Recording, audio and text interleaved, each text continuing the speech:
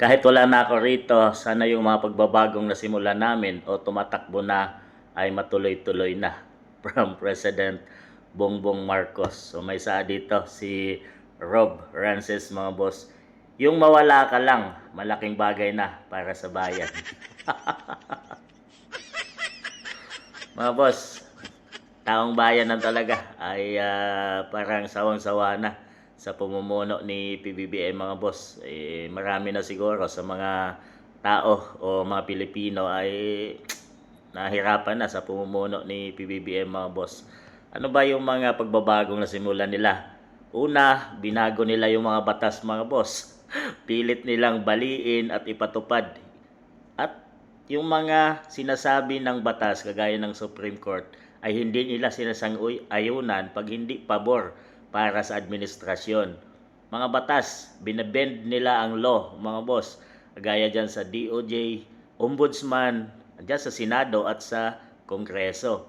Nagkagulo yung Congress, mga boss, at naturingan pang andyan or the House of Crocodile, mga boss, dahil nandyan na simula yung mga malaking budget insertion, mga flood control project corruption, at dyan sa nagkagulo na at sinasabing hindi na respeto yung House of Representative, mga boss, na siyang gumagawa ng batas. Dahil marami dyan ngayon, mga boss, no, ay talagang pinipilit nila yung mga hindi naaayon sa batas at talagang pinipilit nila na tablahin para itumba or para hindi makatakbo sa 2028 election si VP Inday Sara Duterte.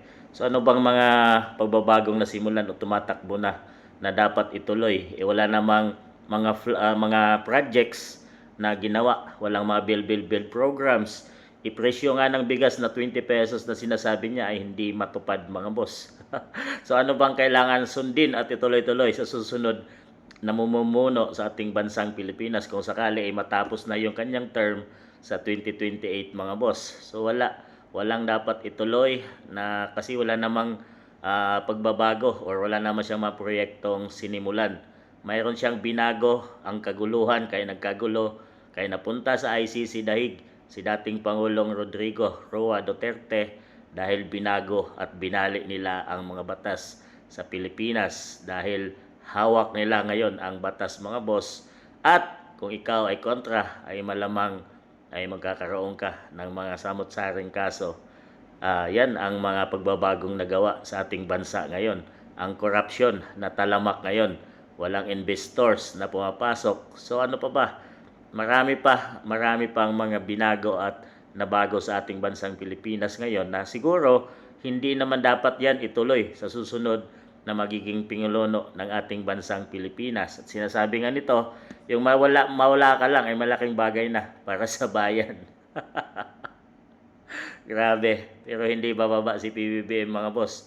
Talagang tatapusin niya yung kanyang termino kahit pa isinisigaw na ng taong bayan na siya ay bumaba na sa pwesto. Ano tingin niyo, mga boss?